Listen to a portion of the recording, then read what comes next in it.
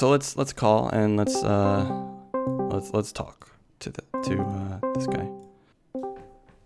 Yo. Hello, Mcbaze. How are you doing? All right. So you got the Q&A. Because I know we were talking. You wanted to talk about mental. I see you play Riven, Irelia, top lane. So I would assume you got some stuff prepared. Questions? Yeah, it's more or less like the things I sent you on Metafy. Yeah, my mental hasn't been really that great when playing the game. Been Mm-hmm. playing for roughly like since season 9, I guess, a bit more seriously. Been Mm-hmm. putting thousands of games into the game, right? And I just felt like I haven't been improving at the rate I'd like, you know? Okay. Yeah. And of course, improvement isn't linear. It's not something that just happens overnight, but it's like I've been playing more than 10,000 games. I've paid for a lot of coaching sessions, but realistically, right? Mm-hmm. I'm not saying any of the coaches were bad or anything. It's just I personally just didn't learn as much as I'd like, right? Okay. Spending hundreds and thousands of dollars on coaching, but not improving at all. Okay. Because I was like D4 in like season 9, right? I Mm-hmm. got to D1, but I never maintained it. And then eventually I hit Masters last season. And this season I've held it for a while. I didn't demote to D1 yet, but I'm close. And a lot of it does have to do with mental, other than just that vague understanding of the game. Mm-hmm. Tend to autopilot, tend to tilt, and when I tilt, I'm not personal. Like I'm not flaming my teammates or anything like that. It's more like I just blame myself, right? I'm Uh-huh. just garbage. I just beat myself up over losses. Okay. I got up to like 400 LP earlier, like last month. I Yeah. dropped. I played with a few 1K LP players, and it was like my first time ever playing with, I guess, like kind of like the top of the ladder. Mm-hmm. And my confidence that game was very low. I was winning lane, right, against a challenger player, but Mm-hmm. there were other challenger players on my team too. And I just basically shut off. I turned off. I didn't perform as well as I'd like. I just listened to everything my jungler said to do. Mm-hmm. And I didn't think for myself, right? Oh That's a yeah. big issue in itself, right? Yep. And it stems from my confidence. Like it just drops. Yep. So, I wrote, sorry. well, just like to quickly talk on that, that is something that a lot of people go through, myself included. I went through it. I had to learn this the hard way, where a lot of people, they start to climb, then they start playing with some challenger players, and then that whole mentality of like you have to carry yourself, listen to yourself, all that stuff kind of like goes out the window because you think, okay, now I'm playing with good players that know what they're doing, all that stuff. Sad thing is, nothing really changes when you get into challenger. You still have to carry yourself. You still have to trust your own decision making and not let, like, there's times where I had to mute everybody in a challenger game because they're just the calls they were making I didn't like, and I would play TF a lot. TF's like a macro based champ, so I would have to ignore them and just do what I think was right. And then that kind of, like you said, it kind of stems from confidence. And yeah, like League is like 60, I'd say almost even 70% mental, especially at a really high level.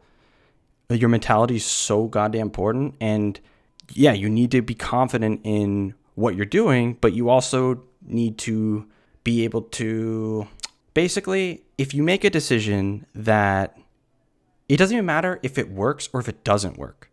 You don't want to get stuck with that results-based analysis, and you want to make sure you understand the situation like clearly and what options you had in the risk reward for each option. That's a big one, like the risk reward. You'll probably have in a lot of different like macro situations in the mid game, especially, you could have a few different options. For example, you could, if you just respawned, you could be looking to go side lane to push a wave out. You could be looking to go down mid because you think a fight's going to break out, et cetera, et cetera. You could have a few different options. But this game doesn't come down to making big plays. It comes down to making consistent plays.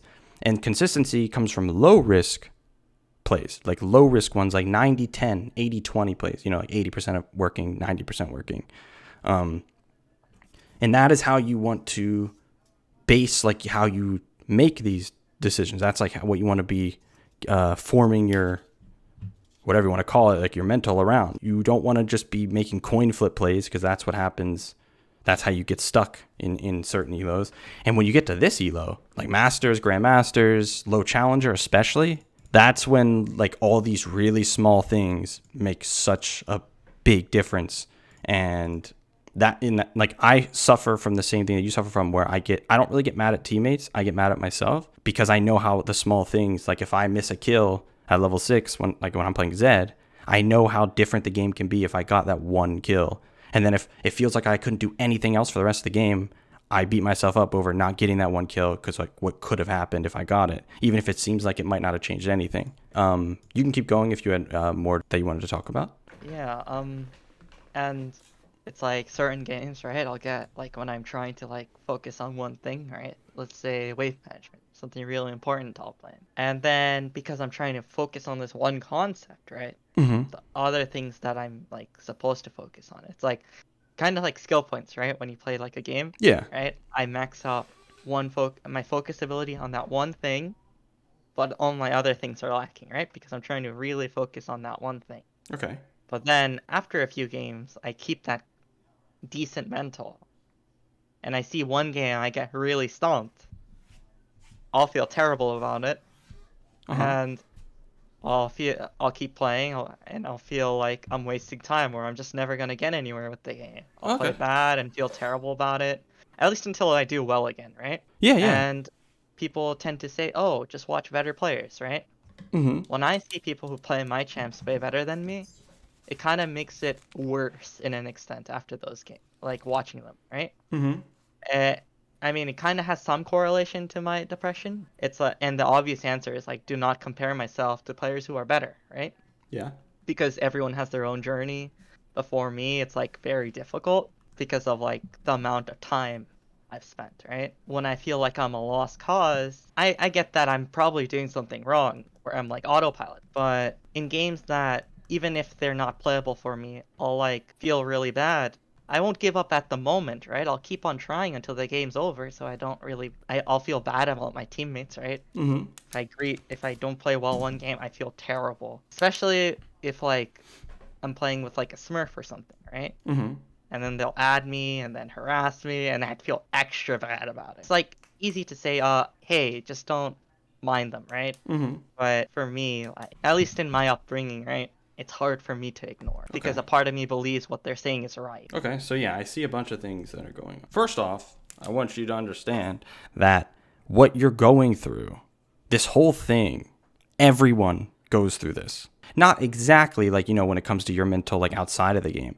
Everyone goes through a struggle to learn and progress, and everyone progresses at different speeds. My progression, I got stuck in low diamond, like diamond 5 at the time, for a long time. And then I changed some mentality aspects, and then I shot straight up to Masters. There wasn't Grandmasters at the time. And then going from Masters to Challenger took a while too. That came down to something that I think that would help you a lot, is like you have to understand that because this game's so mental, you need to have a lot of first self-discipline when it comes to playing while upset or tilted. You should always be looking for good practice and not bad practice. I suffered from tilt, and I still would probably if I actually tried to climb nowadays. Something that really helped me was I would play, and then if I got really upset, I would take the time that I'm upset to VOD review myself or someone else. And that would actually always like really help my tilt, because then I would see like a lot of things that I did wrong, and then that would get me excited to see like, nice, I can apply this, or I learn this and this, or, see what someone else is doing, and I can learn from that. Like, you should never be upset when you see someone better. Like you were saying, how watching a high level player makes you feel worse because they're better. I'm trying to like summarize it, but I guess it's more like I see them and like, oh, I'll never get to that level, Right, I feel disappointed in myself. Right, yeah, and that's totally normal. No one, like, it's very rare to have the confidence that you can be the top player, like high level, top 10, something like that. Like I said, it comes down to knowing that this game really doesn't come down to, being a fucking freak of nature, like where your mechanics have to be insane. Like look at Dopa. Dopa is not known for his mechanics at all, but he hit rank 1 in Korean server every fucking season, playing champions like TF, because that's what this game is about. This game is about consistency. And you're playing something like Riven, which has the potential, or like Riven, Irelia, the champs you play have the potential to make big plays. So your struggle, or something that should be hard for you, is knowing when to make the big plays and not. That's part of playing those kinds of champs. Like if you look at someone like Zookill, he is a perfect example of someone that gives me Dopa-esque vibes. He has very, very good and like smart decision making compared to a lot of top lane players who play champions like, Yone, someone that has a potential to make big plays. He's a very smart player, and it's someone you should watch. Even if you don't play Yone, you should watch how he makes his decisions, because makes really, really good decisions. He plays the game a lot of the time the way it's supposed to be played, regardless of the champ. Yeah, so a few of the things I have down here is like, you feel like you're progressing slowly. Like I just said, you really shouldn't be too, like, of course it kind of sucks to be stuck for a while, but the first thing you have to understand is you're at an elo where a lot of people get stuck. A ton of people quit at this elo because it feels really hard to keep going, to get better and better and better. The other thing about where you said you are focusing on wave management and then it makes your laning worse because of the other concepts, that's totally normal too. That just comes to the point where you need to do that, like apply that concept over and over to the point where you can do it and not suffer in the other areas. Just like if you're like map awareness. Map awareness is actually something that has like an infinite skill ceiling. Dopa's map awareness is ridiculous compared to mine. Mine's terrible compared to his, but I don't miss that many things on the minimap. Like I'm always looking at it. That's like an example of something that would hurt me if I was trying to play it at like a challenger level, trying to look at the minimap more than I already do. That's going to hurt me in other areas until it becomes second nature. So the same thing would happen with you. Does that make sense? Yeah, that does make sense. So yeah, don't get too upset about stuff like that. Just know like it will come with time. And also know that like you don't want to set unrealistic expectations. I have a friend that does that. I mean, I do it. I set unrealistic expectations for myself sometimes. But like at the end of the day, you have to understand that everyone progresses at different speeds, and everyone progresses at different concepts at different speed. Someone could pick up macro instantly the moment I talk to them about it. I'm coaching someone right now that actually has a really crazy like understanding of macro the moment I say it. I don't even have to he just like understands right away. But he could suffer when it comes to learning combos or learning recall timing, stuff like that. Every concept, everyone's gonna have a different speed when they learn it. There's never been anyone that I coach that just like understands everything the moment I tell them, and they just progress at superhuman speed. It's just unrealistic for humans. Everyone's going to struggle with something different. When something's taking you a while, all that matters is that you are getting good practice with it, meaning you are not queuing up tilted and upset, which is really hard to do. I get it, bro. Trust me. I've gone from challenger to diamond 3 in a week, all the way down. And then I hit diamond 3. It was like, once you hit the lowest point, you can't go anywhere else but up. It makes you kind of like look at yourself. And I went and looked at my gameplay, and I saw I was just tilt queuing the whole time and shot right back up. Reminds me of my friend Kaiser Mord. Yeah, I know him. He went from like 1k LP all the way down to D1. Yeah, see? I have a good feeling you have some kind of anxiety right now where you, like, I feel like if you went and lost your next 3 games and you dropped to D1, your mental would just fucking shatter. Am I right or wrong? No, you are right. Right, because I've been there. I get it. Look at Bjergsen, look at Dopa, look at Faker. Just look at the greatest players. Look how calm they are, and how Bjergsen is known, like from people working with him, he is known for being so focused on what he needs to focus on. When he's streaming and someone's, trying to talk to him in all chat, he mutes. Dopa, when people are typing him, he mutes everybody.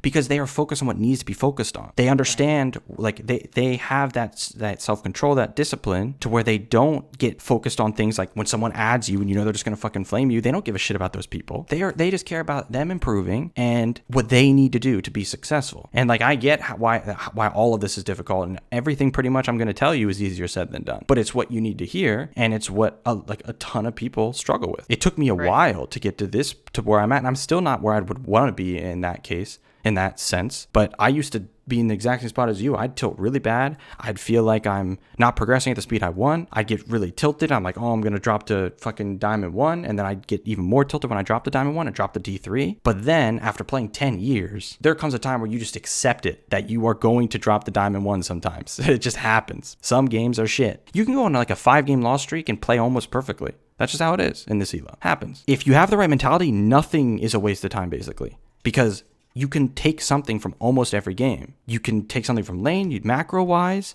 I would hope I would get a really, really, really hard game where everyone's just fucking running it. Because if you think about it, the more practice you get with games like that, if you can learn to win just some of those, not all of them, just a few of them, think about what that does like for your win rate and your success. Like then instead of win, lose, maybe it's win, lose, win, lose. And that's a big difference. If you'll allow me to say this, Yeah.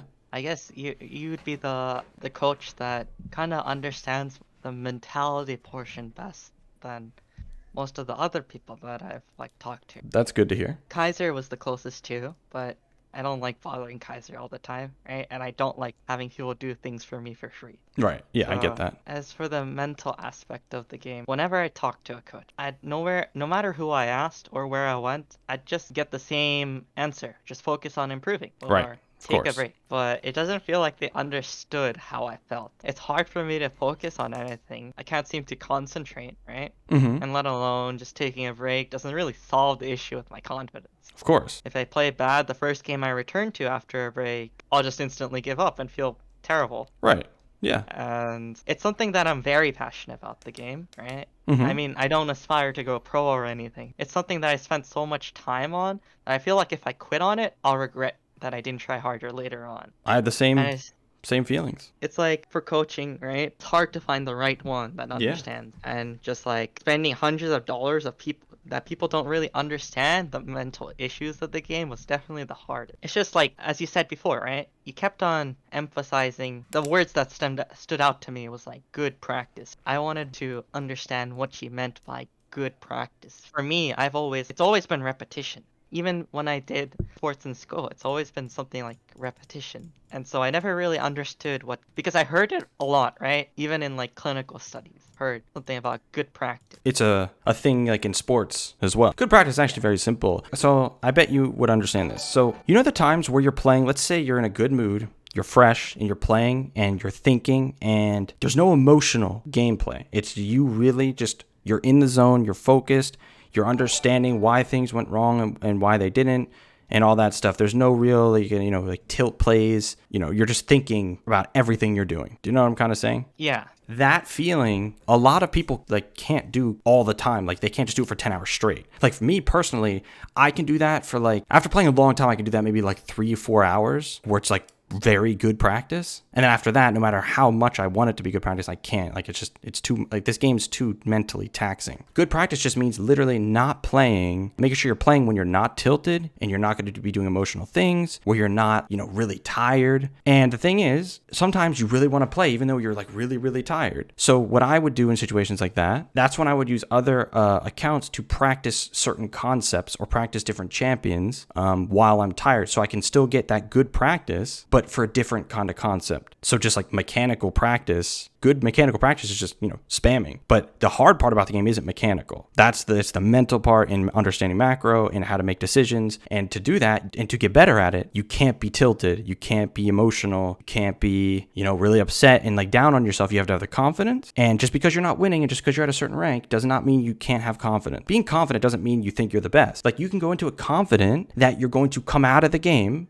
with something to learn. Think about this. If you go into a game confident that you are going to come out of it not upset with the result, but just to try to understand what's happening and why it's happening and like try to take just something from it. You know how far ahead that puts you than like 99% of players, even at a high level, at a high elo? That puts you ahead of everybody because a lot of people hit certain ranks and they think they don't need to improve anymore, or they don't think about improving as much anymore, and they like slack off in that area. But if you're going into it and keeping that good practice, because that's what it is, going into it, knowing like why you're there, that good practice is not going to be something that instantly that day you go from Masters to Challenger. But you might go from Masters to D3 getting good practice. But that good practice is going to carry you much further than not focusing on what you need to focus on and just winning 2 games to stay in Masters, because that's not what we want. We don't want to just stay 100 LP Masters, even 300 LP Masters. It's all about focusing on what you're going into that day focusing on. And then if you feel yourself straying from it, like, oh, I just went through that whole laning phase and like, you can,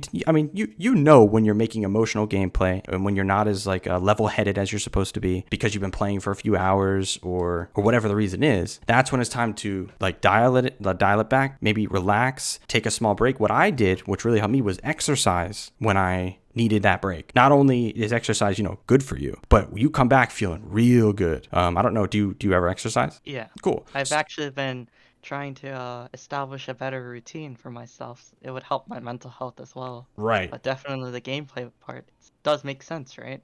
Yeah. You'll have a lot of endorphins Mm-hmm. releasing, and not only that, I think there was also some other study that when you're a bit more like kind of fatigued, not really like mentally, but like physically. Let's Mm-hmm. say you like went out to work out for a bit, you got a nice workout session, and then you played right after. Some people actually say that you might actually do better, like improve a lot more because you're focused on that one aspect of something. Right. Yeah. Of course, there's more to it, but that's like the simplest I can put it into words. Yeah. So when it comes to mental, I'll tell you kind of like what I kind of had to go through. So I was like kicked out of my house at like when I was like 19, 20, and I was trying to make League work like as a career. So when I got kicked out of my house, I had, no car, no phone, like no money to my name. So I was just living in my girlfriend's basement trying to make League work by grinding solo queue. So first of all, you can understand what that feeling would be with how triggering solo queue can be. Having that be like my self-worth and like that telling me if I'm progressing or can make it or not is really, so I've been through the mental test like as hard as it could possibly be at a certain point. So I've been to the point where I've wanted to quit like 50 times, but what the reason I'm telling you this is because when I was really really really upset because of how solo queue was going, it only got worse, and the only thing that ever helped was the things I'm telling you now, where either I would, or like the only thing that helped was when I figured out all these things, how because I started to see patterns where when I would get really upset like this and I'm like so focused on winning because I want to climb so I can make a career out of it, I would just lose more because I'm so focused on winning. But when I started to focus on the other things and watch and do, so instead of playing 90% of the day and watching 10% of the day, I would play 70 or 60% of the day and watch 30 to 40% of the day. Then I was realizing how much that transferred over, and like I saw I was winning a lot more because I was focused on applying the things I learned and not just on winning to make me feel better. Because like it's very easy to put your like how you feel based off the result. But if your mentality is good, and good as in like you are focusing on what you're learning. So if you're focused on applying a certain thing, but you lose the game, but you did apply it and you saw how it like helped, that should give you such a spike of dopamine that it shouldn't even fucking matter if you lost. Because it's like, that was sick. I saw how that applied and it made such a big difference. So like that, there you go. Now you have that concept down. You can go to another one. You got to keep watching. See, what did I do here? I would open a game. See, okay, I died here. Why did I die? Or I lost control of the wave here and I got shoved in. Is this a matchup thing? Or was this my fault? My jungler died at Scuttle. Was that something I should have rotated to based off of the 2v2 matchup or the 1v1 matchup? And could I have got mid prio at the time? And should I have? And all this other things. Like this is how you want to analyze, like down to the smallest things, because that's what this game's about. It's all these very small things. But if you try to do them all at once, it's not going to work. And then you're going to fail trying to do it, and then you're going to hate yourself. Been there, done that. What separates bad players from like the greatest players, or just good players from great players, is it's not their insane talent a lot of the time. Like some of them are just insanely talented, but you can't just get there on talent alone. Understanding how to learn, how to not try to apply everything at one time, like all of this stuff, that is what the greatest players can do. Like, and that's where you could read about stuff like this. There's, professional athletes, and like a lot of people have written books on, I don't know if you know who Daigo is, like the fighting game player, but there's like this insane fighting game player, and I read his book, and like the insight that it made me really realize that it doesn't matter how, like the best of the best in any field, anything. It doesn't have to be a sport, doesn't have to be a game. They all have this mentality, and they all understand how to improve, and they don't just fucking ram their head into the wall and hope it works, right? And like that will go such a long way. Even people like, let's say Tyler 1, since I see someone saying Tyler 1 in my chat. Tyler 1, the persona he puts on, there's a lot more going on in the back of his head, especially like maybe when he's not playing. Like he does try to look at himself. He does always try to get something out of it. You can't be Challenger without doing it. There's no one, I can guarantee you, there's literally nobody that's in Challenger or top 10 or anything that doesn't go through this feeling that you're having and doesn't get stuck. No one just goes straight to Challenger without getting stuck. Everyone gets stuck somewhere. And they all had to learn this skill of practicing, like good practice. And if they don't have good practice, all that does is just make their progression slower. They might progress slowly and it might take them thousands and thousands and thousands of games and they might get there, but they could have got there maybe a fifth of the time if it was good practice. Do you see what I'm saying? Yeah. It's kind of like the success iceberg, right? Right. When you see someone who's successful, you only see their success. Right. You don't see like the hardships and stuff like that. Exactly. It's understandable. I think the most dopamine I ever got was when I got to play with you for the first time, because I've always looked up to you as a player, right? Oh, did we Even play? before you were playing Vi mid. Oh, God. And you were like, oh, this Riven's a madman. Because like I was playing so upfront. I was just trying to focus and see how far I can get without dying, fighting with less HP. Of course, it's not optimal, but I wanted to see how much I can do it. Right, yeah, We won the game, of course, but even before I met like one of your moderators, Cube, I've always looked up to you as a player, because whenever I watch like a video of you or your Twitch stream, I'd always see like, oh, you like always were trying to get something out of it. For me, I never done that personally. I just kept ramming my head on the keyboard Right. and hope my mechanics would get me far enough. And that's how I got up to master with my mechanics. I had no clue what the fundamentals, which leads to like my next question, right? What would you say the main fundamentals of the top lane would be, laning phase wise, right?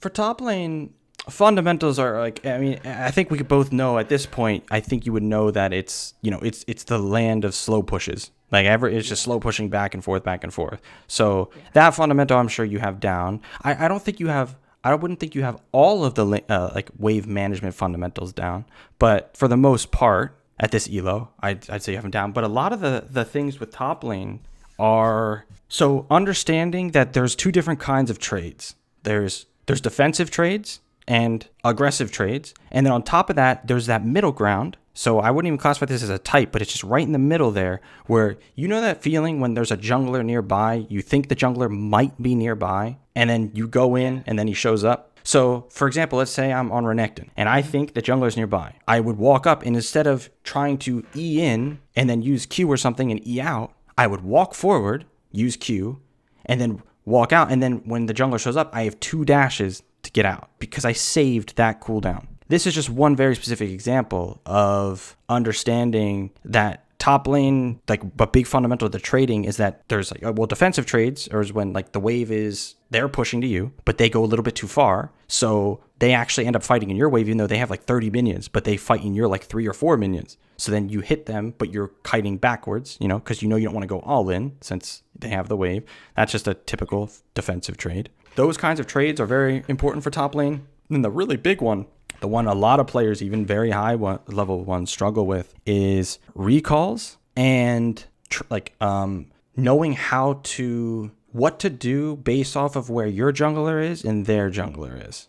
So if we're not talking about the stuff you would already know about how to win lane, you know, all the really basic stuff, understand you have to know that based off of where you saw the enemy jungler last, you need to know what you should do with the wave, whether you should slow push it, fast push it, if you should be trying to get deep vision, like all the different options. You're gonna have so many different options, so it's impossible to make a real scenario.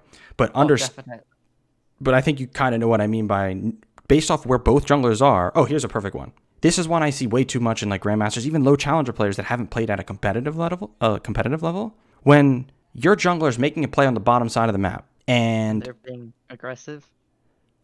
Well, just if your jungler's on the bottom side of the map in general, you need to understand that the odds of a cross map playing are really high the higher elo you go. Meaning the enemy jungler will try to make a play on the top side. So it doesn't just mean you don't fight. It means you don't trade at all. You sit back, you let the wave push in, and know that you will probably be dove 100-0. So you need to have as much HP as possible to try to outplay that. Zookill, like I said, he goes through this constantly. He's always dove in top lane because top lane, that happens a lot. So if you especially with the champ as well. Right.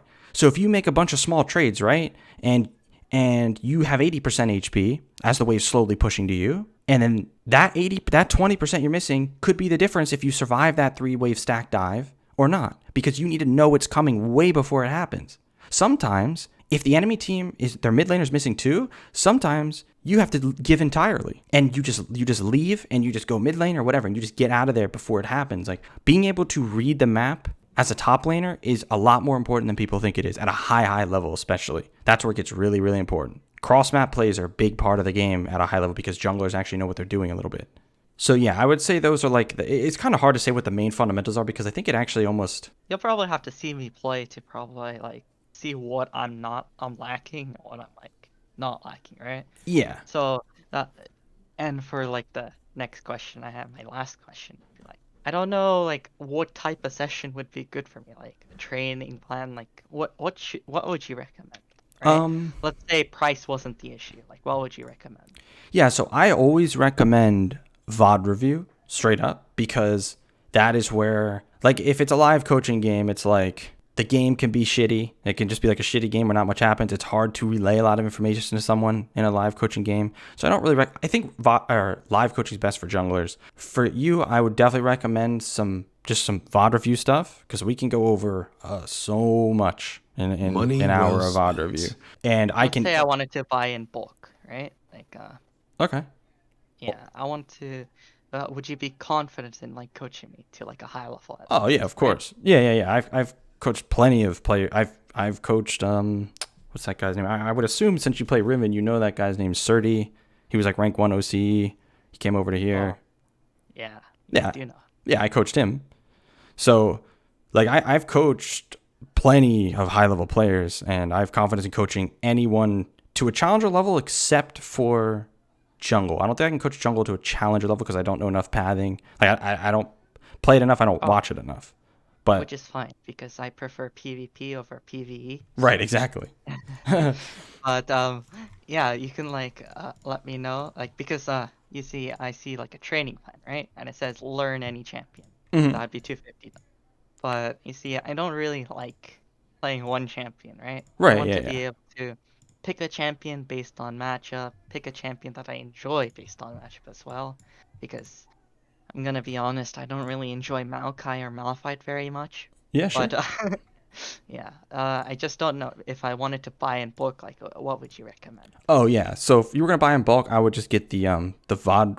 Well, so it depends if you want to be on stream or not. So on stream it's cheaper, and if you're a sub, it's even more cheaper. So like I have bulk discounts where let me just check what they are real fast. So like for the on stream coaching, it's $50 instead of $60. And then if you're subbed, you get like I think what does anyone know what the percentage is? It's 15% if you're a sub, and then if you buy more than 2, you also get another 10%. If you're gonna buy bulk, that's definitely the way to go. If you mind being on stream. If you don't want to be on stream, which is totally understandable, you get a 20% discount if you buy 5 or more. So Right. that's where I would go. I mean, I don't mind on stream. Perfectly fine. Okay. Then yeah, that's what I would recommend.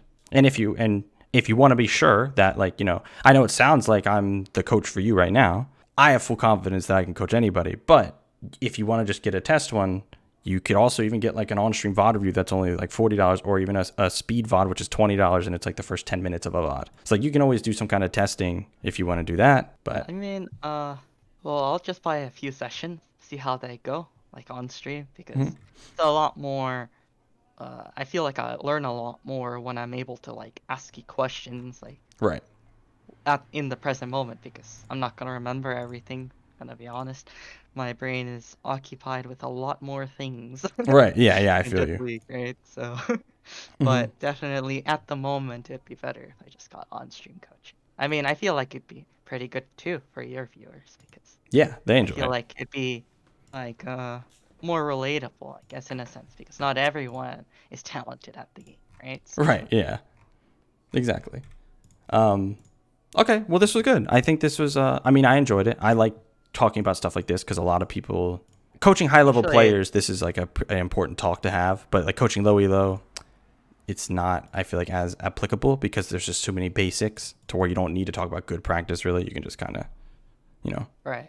But It's also like kind of taboo as well, in a extent, right? Talking about mental. yeah. Not many people Right. are like brave enough to talk about it, I guess. Yeah. It's not really the right word, brave, but it's just hard, I guess, in a sense. Mm-hmm. But thanks for the session, though. Yeah, no problem. So just like, yeah, hit me up. You can always ask me questions and stuff. Like anyone that I coach, like all my clients, you can always message me clips, stuff like you didn't know of what the right play was. You just general questions. You can ask me you can ask me anything. Doesn't matter. Just whatever you want. But hit me up when you get like with times and stuff. If you want to do like a bulk thing, we can like set up.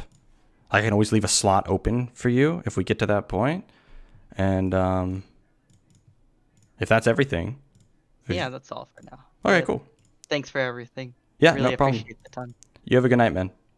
Yeah, you do the same. Peace.